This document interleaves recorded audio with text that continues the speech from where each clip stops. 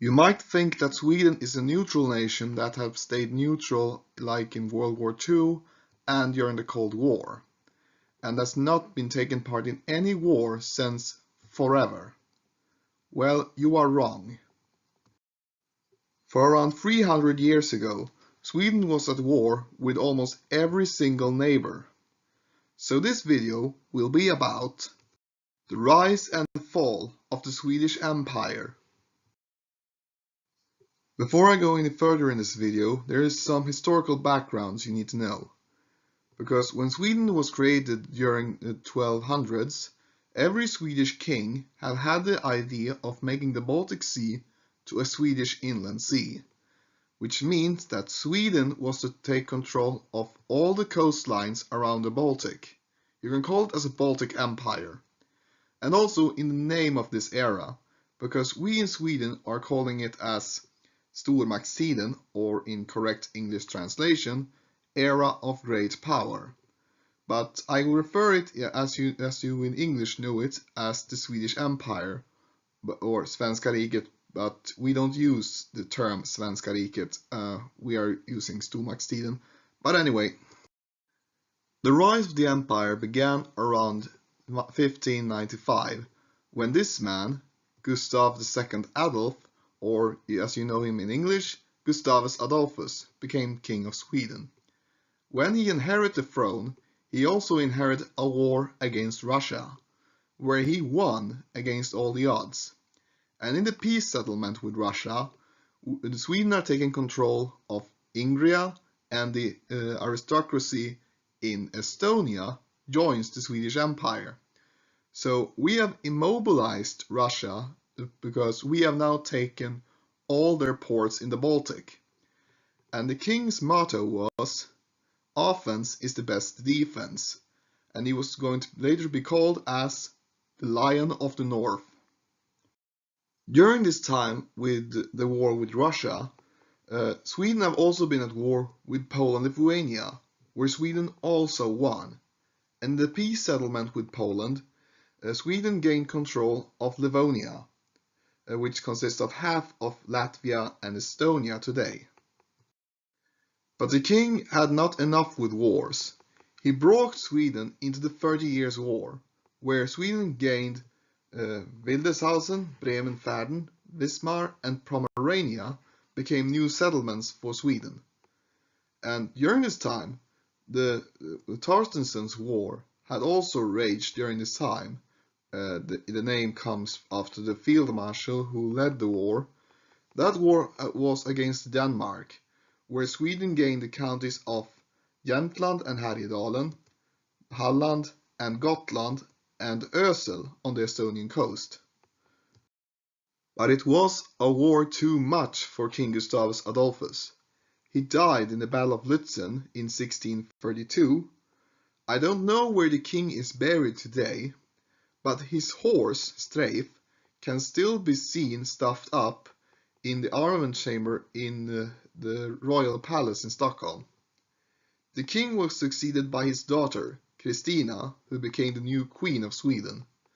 But she converted to the Catholic Church, and because that Sweden's monarch needed to be a Protestant, she abdicated the throne and moved to Rome. So a new king came to power, Charles X Gustav. This new king was no different from Gustavus Adolphus. He started two more wars, both against Denmark. In the first Danish war, it was a Swedish victory. Sweden gained the counties of Blekinge, Scania, Bohuslän, and Trondheim, and Bornholm became part of Sweden, and thereby Sweden got the largest expansion. But the king wanted to finish Denmark once and for all, so he started a second war with Denmark. But that war was a Danish victory, and thereby took back Trondheim and Bornholm. Sweden had also a small colonial empire, one in North America which was called New Sweden, which are between New Jersey and Pennsylvania today, and in Africa around Cape Coast, or the Swedish Gold Coast as it was called, New Sweden was taken by the Dutch in 1655, and the Swedish Gold Coast was given back to Denmark at the same time Trondheim and Bornholm was given. King Charles X died in 1660, so his son became the new king of Sweden, Charles XI. But when he was crowned the new king, he was 4 years old and thereby a minor and couldn't rule. So a government was to rule in his place, and it was led by this man. Magnus Gabriel de la Gardie was the Chancellor of Sweden. De la Gardie was not for more wars. Instead, he wanted to enjoy on what was already conquered. De la Gardie was very luxurious of himself. He owned many castles, such as Makalös Castle, Läckö Castle, and Drottningholm Palace, which is the home of the modern Swedish royal family today. In all, he owned 20 castles, 30 mansions, and over 1,000 houses. He didn't want to follow the kings and create a Swedish Baltic empire. No, no, no. He wanted to enjoy his luxurious life and enjoy on money which came from Swedish farmers. So de la Gardie was more focused on parties with the nobles than of watching over Sweden's enemies. Denmark, by this time, was still bitter after we had taken Scania, Halland and Blekinge from them. So while this time, when Sweden had no absolute monarch on the throne, Denmark tried to take these counties back, and thereby broke the Scanian War out. The war can be shortly summarized as the Battle of Lund. Here was a Swedish victory, but it had been a costly one. The Swedes had 8,000 men in the battle, around 2,500 to 3,000 were dead. The Danish invaders, of their 13,000 men, around 6,000 had died. The battle was a symbol that Scania, which was now a part of Sweden, and was to be so forever. The king, Charles XI, had by this time grown up, and he has also taken part in the Scanian War. He by then decided to take matters into his own hands. He called up a so-called reduction. A reduction can be described as everything de la Gardie owned, or almost everything of it, was taken away from him, including all the castles. Everything was given to the crown. And also, an absolute monarch was established, with Charles XI as an absolute monarch, and he sent de la Gardie packing. By this reduction, the king gained a heck of a lot of money, and with this money he created the allotment system, which means that every third farmer of Sweden became a soldier, and the soldier was then given a small farm and this piece of land to live on. And also Swedish officers, which have been in the Swedish army almost all of their life, was given an even bigger farm closer to the soldiers, and both of them gained the salaries. So every third farmer of Sweden by this time was a soldier, and Sweden had a lot of farmers. Charles XI died on the 5th of April 1697, and he was succeeded by his son, Charles XII. In the wake of the king's death, a conspiracy was looming outside of Sweden's borders. The conspiracy was led by Peter the Great, the Tsar of Russia. He met up with the kings of Denmark and Poland and Lithuania. All of them became secret allies, and their goal was to take back land which was in the Swedish Empire, who was now being led by a new king who was now 18 years old. So In 1700, Russia, Poland, Lithuania, and Denmark attacked Sweden and thereby began the Great Northern War. But Charles XII are more ready than the attackers anticipate.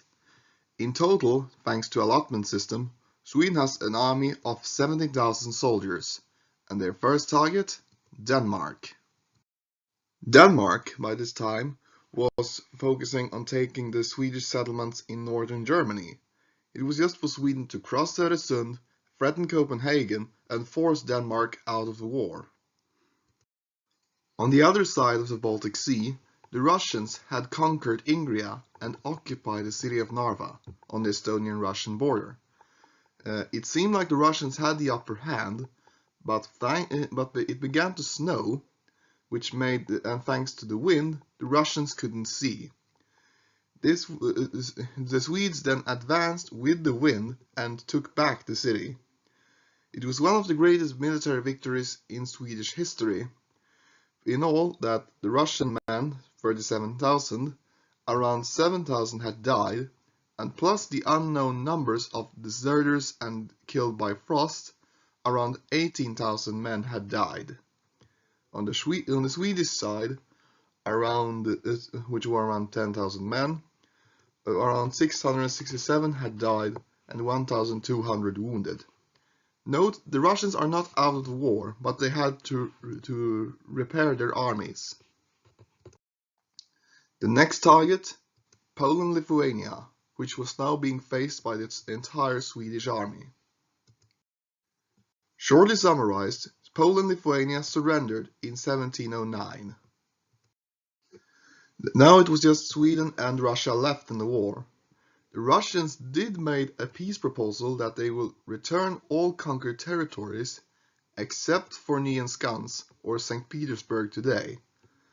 But the king had now a dangerously high self-confidence and sent his army to invade Russia.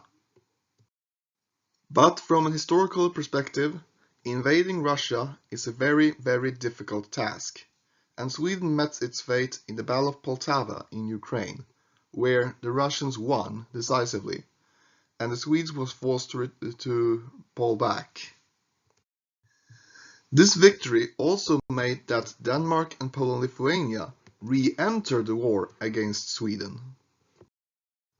Meanwhile, King Charles XII, he had stayed hidden in the Ottoman Empire after his loss at Poltava, but when he returned to Sweden, he gathered his forces that were left in Sweden and sent them for an invasion of Norway, which was a part of Denmark at the time.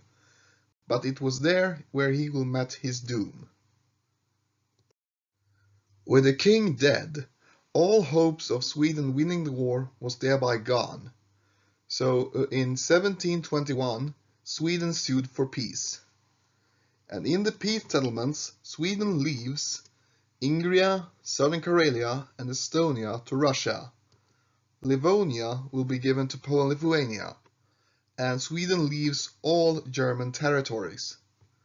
And the most important one that historians are taking up today is that Sweden as a great power is destroyed, and Russia established itself as the new great power in Europe. The borders of Sweden after the Great Northern War is like this, which consists mainly of Sweden and Finland. So shortly summarized, it could be on these four kings, where Gustavus Adolphus creates the Swedish Empire, Charles X improves it, Charles XI improved it even more, and Charles XII destroyed it. After the fall of the Swedish Empire, Sweden enters the era called Age of Liberty, where the power of the monarchy declines and the moves for a democratic regime increases, where the king loses power to the Swedish people. Sweden will, during this time, have a role in European affairs, but during the Napoleonic Wars, Sweden loses Finland to Russia.